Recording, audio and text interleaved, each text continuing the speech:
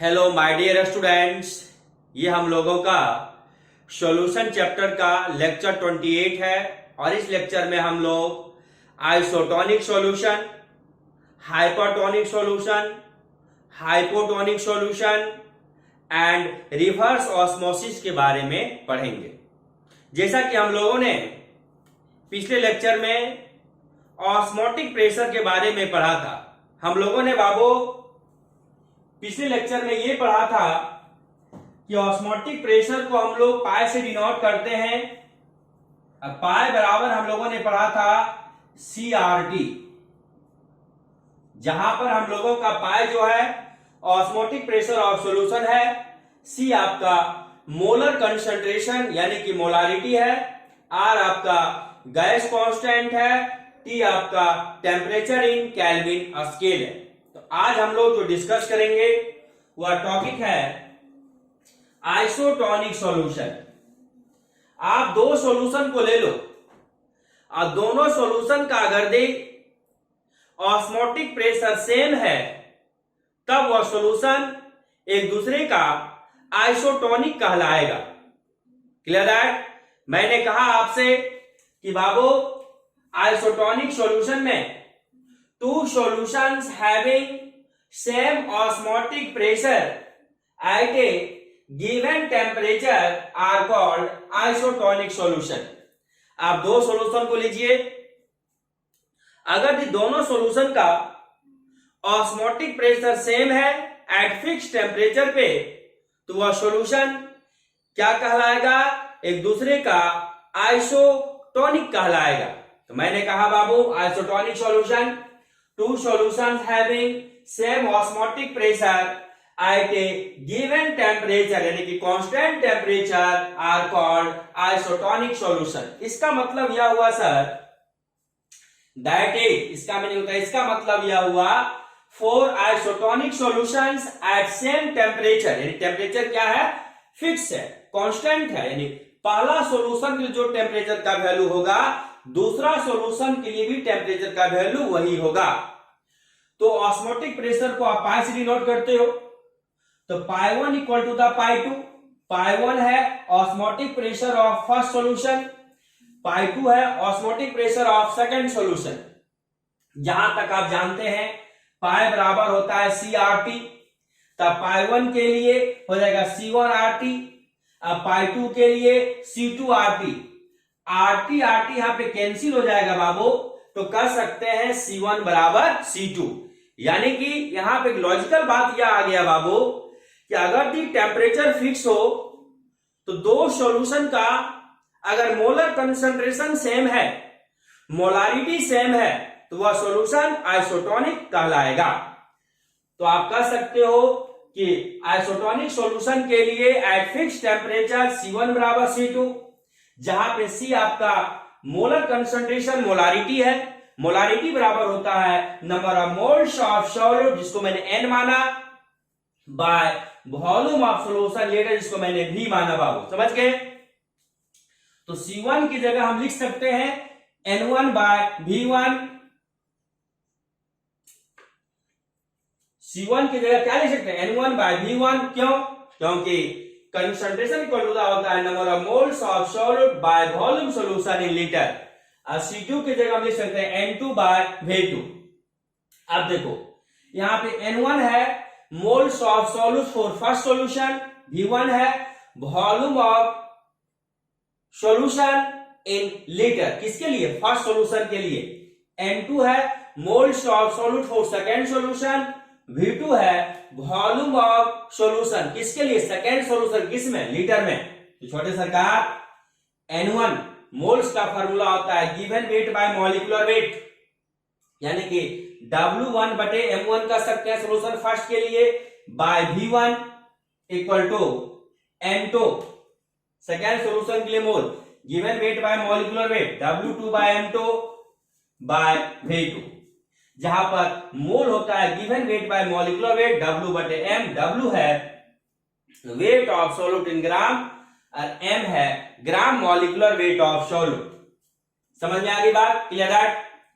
Example, 0.9% weight by volume NaCl solution, यानी कि 0.9% weight by volume NaCl solution का मतलब क्या हुआ? इसका मतलब यह हुआ बाबू, it means that 0.9 gram of NaCl present in 100 ml of solution, यानी कि 100 ml ऑफ सॉल्यूशन में 0.9 ग्राम NaCl क्या है? प्रेजेंट है। मैंने कहा बाबू example 0.9% weight by volume, NaCl का वेट लेंगे, सॉल्यूशन का वॉल्यूम लेंगे। NaCl solution is isotonic with blood. समझ गए बाबू? When two isotonic solutions are separated by SPM, जब दो आइसोटोनिक सॉल्यूशन को हम लोग सेमी परमेबल मेम्ब्रेन के द्वारा सेपरेट करेंगे, नो ऑस्मोसिस अकर्स, ऑस्मोसिस नहीं होगा, क्योंकि दोनों सॉल्यूशन का ऑस्मोटिक प्रेशर क्या है? सेम है। समझ गए बाबू?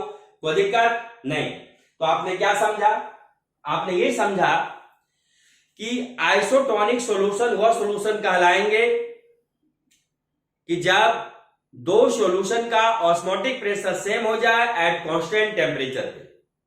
तो एग्जांपल में आपने कहा 0.9% weight by volume NaCl solution is isotonic with blood. Blood समझते हो ना? Clear that? समझ गए बाबू? तो अब हम लोग इस पे क्या करेंगे? छोटे क्वेश्चन डिस्कस करेंगे, आप इसको लिख लो बाबू।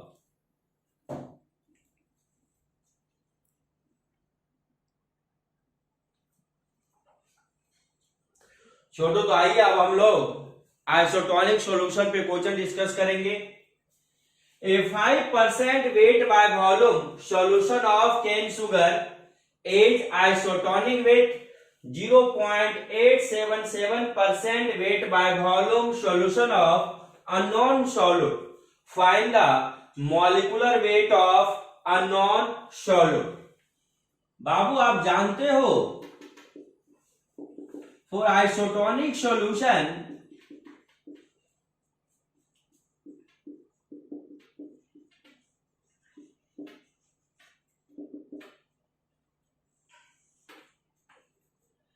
at fixed temperature,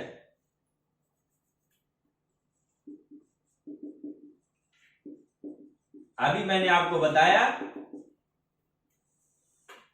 जब टेम्परेचर कुछ नहीं दिया है इसका मतलब फिक्स है। दोनों सॉल्यूशन के लिए टेम्परेचर क्या है? सेम है बाबू। तो आपने पढ़ा कि C1 बराबर C2, कैसे? अभी मैंने आपको समझाया था। π1 बराबर π2, C1 RT बराबर C2 RT, R is the constant, temperature भी कांस्टेंट, RT RT कैंसिल, तो C1 बराबर C2। तो बाबू C1 क्या है? मोलारिटी ऑफ सॉल्यूशन किसके लिए? पहला सॉल्यूशन के लिए।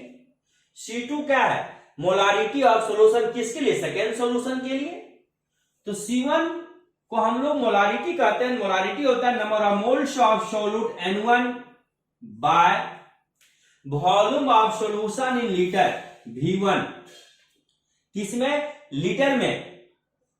लेकिन यहां पे V1 है ml में, कैसे भी हम बताएंगे आपको। तो ml को लीटर में चेंज करोगे, 1000 से डिवाइड करोगे, ये 1000 प्लस के ऊपर मल्टीप्लाई हो जाएगा छोटे।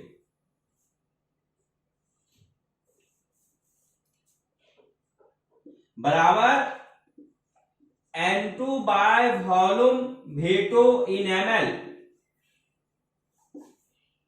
यहां भी 1000 से क्या हो जाएगा? मल्टीप्लाई हो, ml को लीटर में चेंज करेंगे।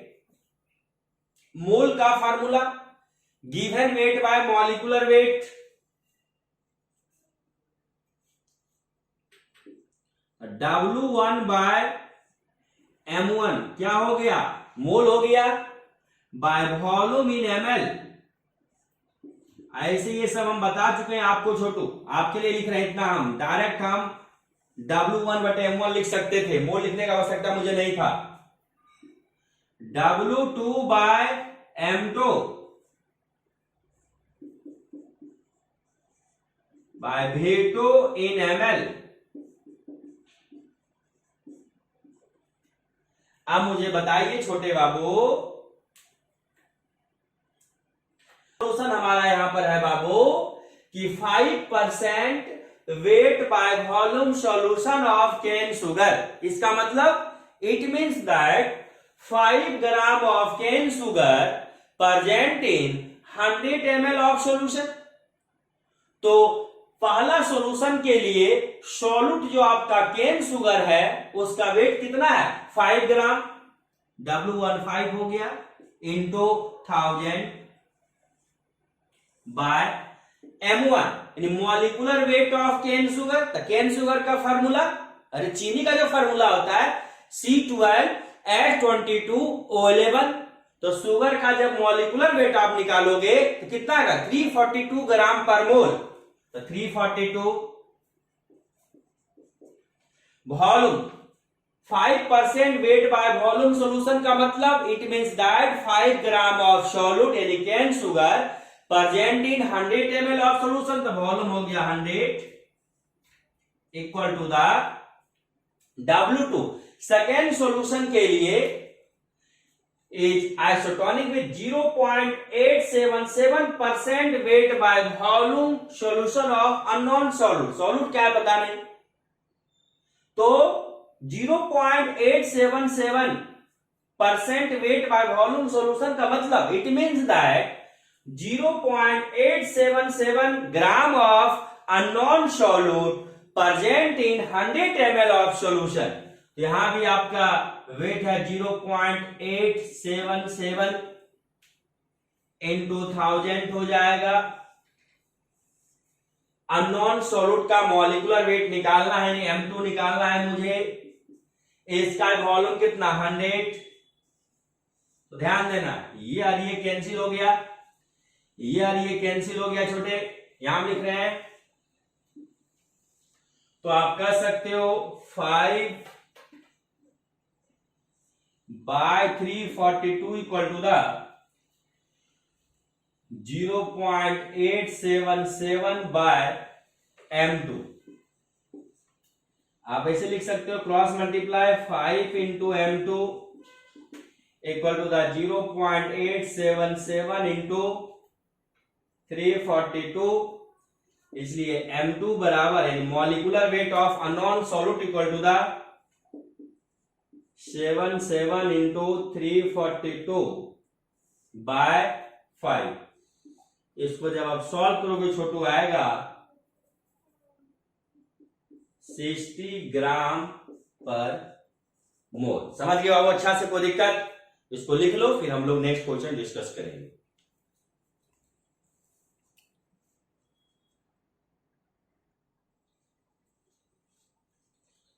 नेक्स्ट क्वेश्चन छोटे आइसोटोनिक सॉल्यूशन पे। ए solution containing 8.6 gram urea in 1 liter was found to be isotonic with 0.5% weight by volume solution of an organic solid. Calculate the molar mass यानी molecular mass of organic compound। तो छोटे जहां तक आप जानते हैं for isotonic solution eight fix temperature. Temperature तो आपका फिक्स है बाबू, जब नहीं दिया है तो फिक्स है। इसका मतलब दोनों सॉल्यूशन के लिए टेम्परेचर का वैल्यू क्या है, सेम है। क्या पढ़ाए थे, C1 बराबर C2। कैसे, एक बार फिर से देख लो, लास्ट का मौका है। पाई 1 बराबर पाई 2 बताए थे, तब पाई होता है C1 RT, यहां पर C2 RT हो जाएगा, RT RT कैंसिल, C1 बराबर C2।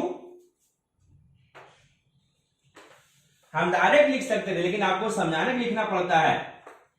C1 क्या है, molarity for first solution. C2 क्या है, मोलारिटी फॉर सेकेंड सॉल्यूशन। तो पहला सॉल्यूशन आपका जो है यूरिया का, सेकेंड सॉल्यूशन आपका जो है ऑर्गेनिक सॉल्यूट अननोन है, पता नहीं है उसके बारे में आपको। Clear that? तो पहला सॉल्यूशन के लिए देखा जाए C1 बराबर हो जाएगा N1 बाय V1। अगर कि यहां पर वॉल्यूम ml में है तो ml को लीटर में चेंज करेंगे, 1000 से यहां डिवाइड करेंगे, प्लस के ऊपर 1000 मल्टीप्लाई हो जाएगा। क्यों?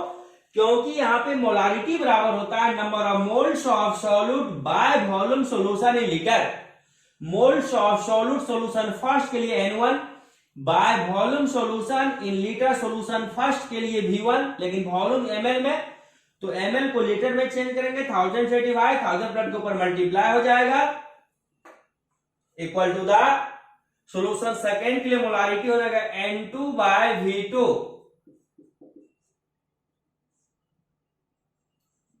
वॉल्यूम इन ml, यहां पे 1000 से मल्टीप्लाई। अब देखो मोल का formula given weight by molecular weight, पहला सॉल्यूशन के लिए W1 by M1 volume in ml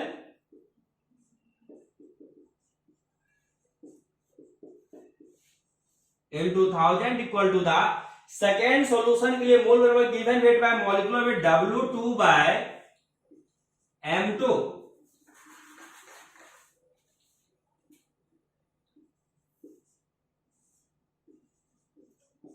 volume in ml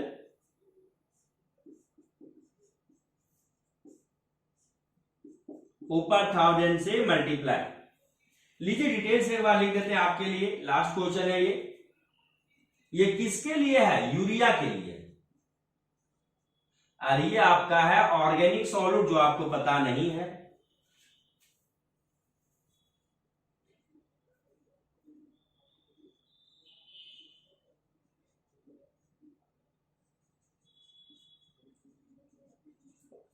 ठीक है छोटू, आप देखो 1000 कैंसिल। अब यहां पे लिख रहे हैं, ध्यान दीजिएगा,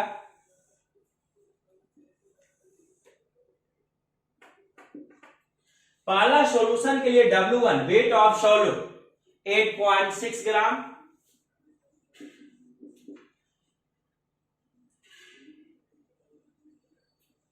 bye M1 molecular weight of solute urea. Urea का मॉलिक्यूलर फार्मूला क्या होता है? बोलो। यूरिया जो है NH2CO NH2। इसका जब आप मॉलिक्यूलर वेट निकालोगे छोटू आएगा 60। वॉल्यूम इन ml, पहला सॉल्यूशन के वॉल्यूम 1 लीटर ml में चेंज कर दो, 1000 ml हो जाएगा, इक्वल टू द दूसरा सॉल्यूशन के लिए वेट क्या है? दूसरा सॉल्यूशन क्या कर रहा है? पहला कह रहा था solution containing 8.6 gram urea in 1 litre was found to be isotonic with second solution 0.5% weight by volume solution of an organic solute. तो 0.5% weight by volume solution of an organic solute का मतलब it means that 0.5 gram organic solute present in 100 ml of solution. तो second solution के लिए जिसमें कि solute आपका organic है, तो उसका वेट हो जाएगा 0.5 बाय इसका मॉलिक्यूलर वेट M2 आपको निकालना है। वॉल्यूम इन ml कितना? 100 ml, क्योंकि 0.5% वेट बाय वॉल्यूम का मतलब 0.5 ग्राम of solute present in 100 ml of solution. 10 से कैंसिल हो गया, तो आप लिख सकते हैं 8.6 bye 600, 0.5 bye M2, 8.6 into M2, 0.5 into 600, इसलिए M2 बराबर 0.5 into 600 बाय 8.6। जब इसको आप कैलकुलेट करोगे छोटू आएगा 34.89 ग्राम पर मोल। मॉलिक्यूलर वेट 1 मोल के बराबर होता है। तो आप समझिए छोटू, इस टाइप का कोई भी क्वेश्चन आएगा तो आप आराम से बना दोगे। पहले इसको लिखना है, देन ये। क्लियर है? लिख लो छोटू इसे।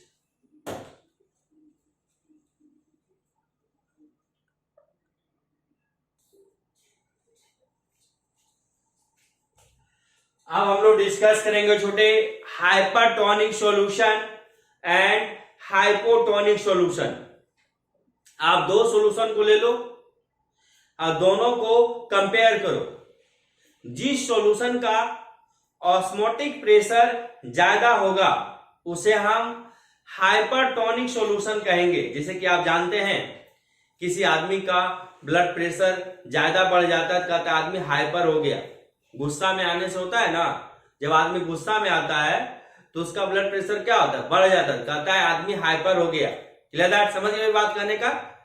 यानी कि दो सॉल्यूशन हम लोग लेंगे और दोनों सॉल्यूशन को कंपेयर करेंगे।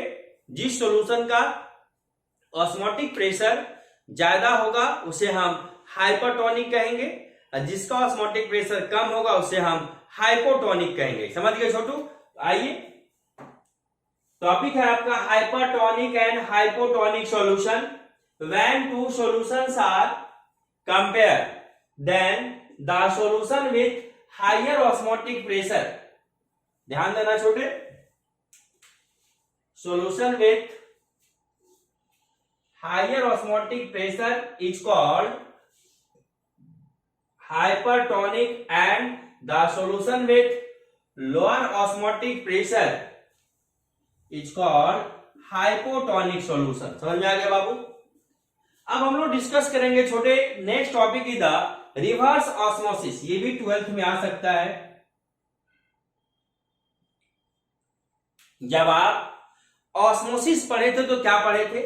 The spontaneous flow of solvent molecule from a solvent to a solution, या आप कह सकते हैं from a dilute solution to a concentrated solution through SPM is called osmosis.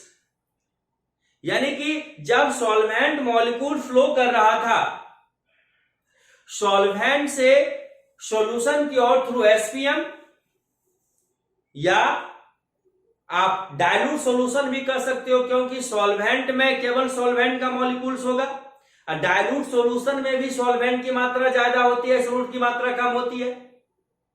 तो हम लोगों ने पिछले क्लास क्या पढ़ा था? हम लोगों ने यह पढ़ा था कि जब सॉल्वेंट मॉलिक्यूल फ्लो करेगा सॉल्वेंट टू ए सॉल्यूशन, या आप कह सकते हैं from dilute solution to a concentrated solution through SPM is called osmosis. तो उसके डायरेक्शन को रिवर्स कर देना है। तो रिवर्स डायरेक्शन कैसे होगा? जब हम सॉल्यूशन की तरफ प्रेशर लगाएंगे और वह प्रेशर ऑस्मोटिक प्रेशर से ज्यादा होना चाहिए। तो आप कहना क्या चाह रहे हैं सर? हम ये कहना चाह रहे हैं कि जब सॉल्वेंट मॉलिक्यूल फ्लो करे किधर से? सॉल्यूशन से सॉल्वेंट की ओर थ्रू एसपीएम, या आप कह सकते हैं फ्रॉम कंसंट्रेटेड सॉल्यूशन से डाइल्यूट सॉल्यूशन की ओर through SPM is called reverse osmosis. ये तभी संभव है। क्या संभव है सर? क्या कहना चाह रहे हैं? हम ये कहना चाह रहे हैं छोटे कि जब सॉल्वेंट मॉलिक्यूल सॉल्वेंट से सॉल्यूशन की ओर फ्लो कर रहा था थ्रू एसपीएम, तो उसको हम लोगों ने ऑस्मोसिस कहा था। कोई एक्सटर्नल प्रेशर हम लोगों ने नहीं लगाया था, स्पॉन्टेनियस फ्लो हो रहा था। इसी को अदर टर्म में हम ये भी कह सकते हैं कि जब सॉल्वेंट मॉलिक्यूल फ्लो कर रहा था डाइल्यूट सॉल्यूशन से कंसंट्रेटेड सॉल्यूशन की ओर। क्यों? अगर सॉल्वेंट से सॉल्वेंट मॉलिक्यूल फ्लो कर रहा है सॉल्यूशन की ओर तो इसको एक अदर टर्म में भी कहा जाता है कि solvent molecule flow from dilute solution to concentrated, क्योंकि अगर केवल सॉल्वेंट मॉलिक्यूल है सॉल्वेंट वहां पे ज्यादा मात्रा में है, डाइल्यूट सॉल्यूशन में सॉल्वेंट की मात्रा ज्यादा है। समझ गए छोटू? क्लियर है? ये तभी संभव है कि जब सॉल्यूशन के तरफ जो प्रेशर लगाया जाएगा वो ऑस्मोटिक प्रेशर से ज्यादा होना चाहिए, तब सॉल्वेंट मॉलिक्यूल फ्लो करेगा सॉल्यूशन से सॉल्वेंट की ओर, या सॉल्वेंट मॉलिक्यूल फ्लो करेगा कंसंट्रेटेड सॉल्यूशन से डाइल्यूट सॉल्यूशन की ओर through SPM. That process is called reverse osmosis. Direction क्या हो गया? रिवर्स हो गया। Clear that? Reverse osmosis. If pressure greater than osmotic pressure, यानी जो आप प्रेशर लगाओगे, if pressure greater than osmotic pressure is applied on the solution side, the direction of osmosis is reverse.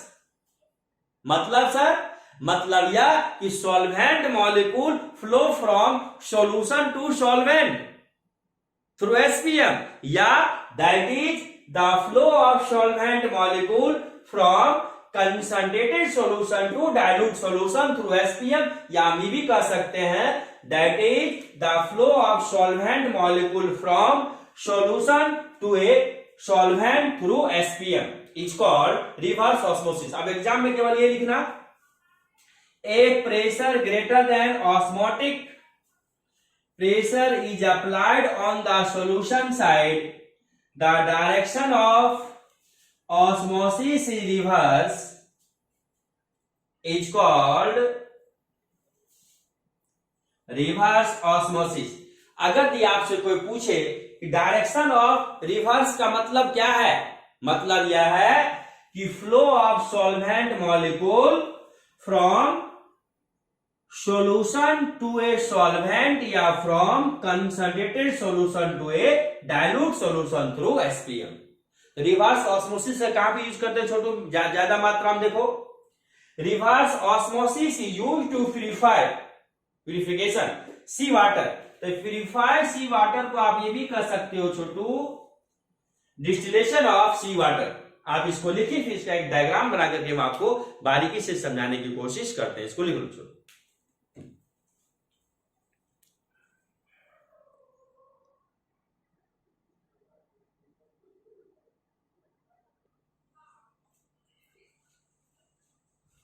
छोटे अभी हम लोगों ने पढ़ा था रिवर्स ऑस्मोसिस, तो मैंने आपको बताया था the pressure greater than osmotic pressure is applied on solution, the direction of osmosis is reverse, that is flow of solvent molecule from solution to solvent, या आप कह सकते हैं flow of solvent molecule from concentrated solution to dilute solution through SPM is called reverse osmosis. तो छोटे ये SPM है, semi permeable membrane, ये आपका सॉल्ट वाटर सॉल्यूशन है, यानी कि कंसंट्रेटेड सॉल्यूशन है। इधर आपने पिस्टन के द्वारा प्रेशर लगाया, और वह प्रेशर जो आपने लगाया ऑस्मोटिक प्रेशर नहीं, पाए से क्या है? ज्यादा है। तो वह फिर ये देखो, जो सॉल्ट वाटर है जो सेमी परमेबल मेम्ब्रेन से पास किया, केवल वाटर मॉलिक्यूल पास किया, सॉल्ट मॉलिक्यूल पास नहीं किया, और मुझे फ्रेश वाटर प्राप्त हुआ। समझिए छोटू। आइए, तो ऑस्मोटिक प्रेशर हम लोगों का कंप्लीट हो चुका है, ऑस्मोसिस भी कंप्लीट हो गया, रिवर्स ऑस्मोसिस भी कंप्लीट हो गया, यानी चारों क्वालिटेटिव प्रॉपर्टीज हम लोगों का 100% कंप्लीट हो गया। तो चलिए हम लोग चारों क्वालिटेटिव प्रॉपर्टीज का रिवीजन कर लें, समरी टाइप का, ताकि फार्मूला एक जगह आ जाए और हम लोगों को जब उसका रिवीजन करना पड़े तो आसान लगे। तो मैंने एक चार्ट बनाया, three of qualitative properties, qualitative properties formula molecular weight of solute, यानी क्वालिटेटिव प्रॉपर्टीज हम लिखेंगे यहाँ पे उसका फार्मूला लिखेंगे, और हम सॉल्यूट का मॉलिक्यूलर वेट किस फार्मूला से निकालेंगे वो फार्मूला लिखेंगे। समझ गए?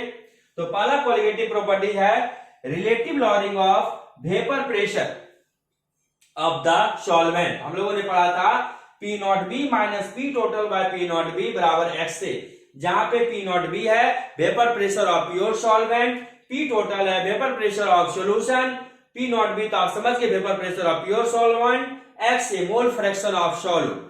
P not B minus P total को हम लोग कहते हैं लॉरिंग ऑफ वेपर प्रेशर, अब P not B minus P total by P not B को हम लोग कहते हैं relative lowering of vapour pressure, X से mole fraction of solute, Na by Na plus Nb, Na is the moles of solute, Nb the moles of solvent। लेकिन उन्होंने बताया था फॉर डाइल्यूट सॉल्यूशन सॉल्वेंट का मोल बहुत ज्यादा होता है, इसलिए Na प्लस Nb लगभग Nb के बराबर, तो XA बराबर Na बाय Nb। तो इस बेसिस पे हमने लिखा P not B minus P total by P not B बराबर WA into MB by WB into MA।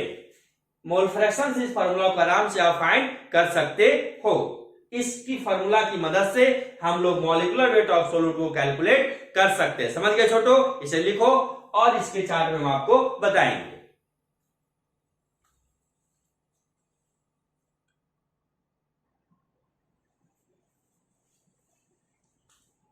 तो सेकेंड क्वालिटेटिव प्रॉपर्टी हम लोगों ने पढ़ा था छोटे, elevation of boiling point del TB equal to the KB into M, जहां पे एम है molality, del TB elevation of boiling point, KB the molar elevation constant. तो डेल टीबी बराबर हम लोगों ने लिखा था KB into W A into 1000 by M A into W B in gram. इस फॉर्मूला की मदद से मॉलिक्यूलर वेट ऑफ सॉल्यूट निकाल सकते हैं, इसकी मदद से लोग केबी भी फाइंड कर सकते हैं। थर्ड हम लोगों का depression of freezing point, del T F KF into M, M is the molality, जहां पे del T F depression of freezing point है, M is the molality, KF molar depression freezing point constant. Del T F KF into W into 1000 by M into W B in gram. इस formula की मदद से molecular weight of solute निकाल सकते हो। Osmotic pressure हम लोगों ने पढ़ा है, पाई बराबर सी आर टी, या इसको कह सकते हैं सी होता है एन बाय भी, तब पाई भी बराबर एन आर टी। क्यों? कंसंट्रेशन बराबर होता है मोल्स बटे वॉल्यूम। तो अगर सी बराबर हम लिख दें एन बाय भी, तो पाई भी बराबर एन आर टी, जहां पे pi osmotic pressure of solution, C the molarity, R is the gas constant, T the temperature Kelvin scale, pi the osmotic pressure, V the volume of solution, and the number of moles of solute, R is the gas constant, T the temperature Kelvin scale. तो pi बराबर WA into RT by M into volume litre. इसकी मदद से molecular weight of solute निकाल सकते हैं। Where WA weight of solute in gram, WB weight of solvent in gram, MA gram molecular weight of solute, MB gram molecular weight of solvent not.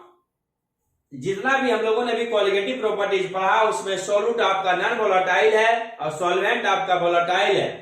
Solute non volatile के साथ साथ non electrolyte है, इसका मतलब neither dissociate nor associate in solution. तो qualitative property directly proportional number of solute molecules, और qualitative properties inversely proportional molecular weight of solute. हर जगह आप देखे होंगे मॉलिक्यूलर वेट नीचे है, inversely proportional, inversely proportional, inversely proportional. समझ गए छोटू? आज हम लोग इतना ही पढ़ेंगे। आपको जो भी दिक्कत है व्हाट्सएप ग्रुप पे मेरे साथ शेयर करें, हम उसको सॉर्ट आउट करेंगे, और आप लोग छोटो मन लगा के पढ़ें। Okay, thank you.